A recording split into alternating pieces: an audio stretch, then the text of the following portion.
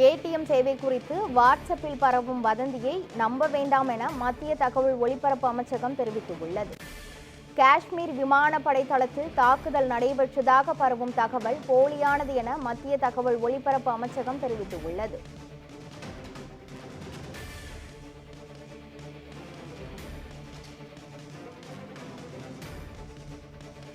நேற்று இரவு முதல் விடிய பாகிஸ்தான் இந்திய எல்லைப் பகுதியில் தாக்குதல் நடத்திய நிலையில் காஷ்மீர் விமானப்படை தளத்தில் தாக்குதல் நடைபெற்றதாக பரவும் தகவல் போலியானது என மத்திய தகவல் ஒலிபரப்பு அமைச்சகம் தெரிவித்துள்ளது.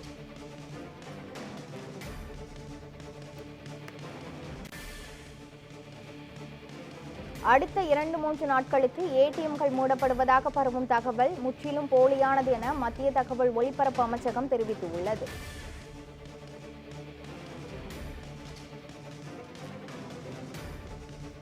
காஷ்மீர் விமானப்படை தளத்தில் தாக்குதல் நடைபெற்றதாக பரவும் தகவல் போலியானது என மத்திய தகவல் ஒலிபரப்பு அமைச்சகம் தெரிவித்துள்ளது. ஏடிஎம் சேவை குறித்து வாட்ஸ்அப்பில் பரவும் வதந்தியை நம்ப வேண்டாம் எனவும் மத்திய தகவல் ஒலிபரப்பு அமைச்சகம் தெரிவித்துள்ளது.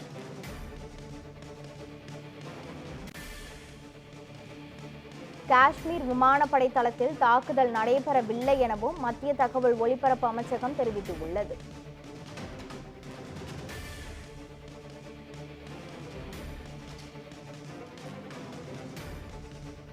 முக்கிய செய்தியாக பார்த்து வருகிறோம். காஷ்மீர் விமானப்படை தளத்தில் தாக்குதல் நடைபெற்றதாக பரவும் தகவல் போலியானது என மத்திய தகவல் ஒலிபரப்பு அமைச்சகம் தெரிவித்துள்ளது.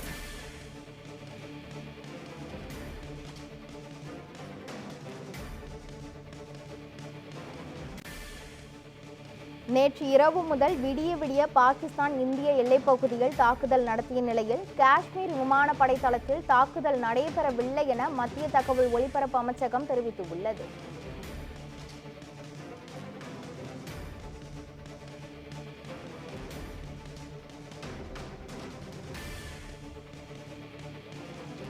அடுத்த 2-3 நாட்களுக்கு ஏடிஎம்கள் மூடப்படுவதாக பரவும் தகவல் போலியானது என மத்திய தகவல் ஒலிபரப்பு அமைச்சகம் தெரிவித்துள்ளது.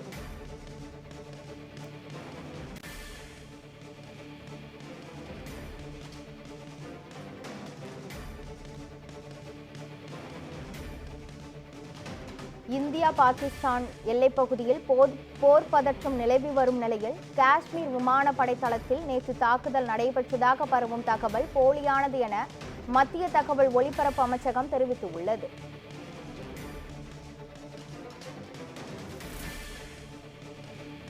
இந்தியா பாகிஸ்தான் எல்லையில் போர் பதற்றம் நிலவி வரும் நிலையில் நேற்று காஷ்மீர் விமானப்படை தளத்தில் தாக்குதல் நடைபெற்றதாக பரவும் தகவல் போலியானது என மத்திய தகவல் ஒலிபரப்பு அமைச்சகம் தெரிவித்துள்ளது. அடுத்த 2-3 நாட்களுக்கு ஏடிஎம்கள் மூடப்படுவதாக பரவும் தகவலும் போலியானது என மத்திய தகவல் ஒலிபரப்பு அமைச்சகம் தெரிவித்துள்ளது.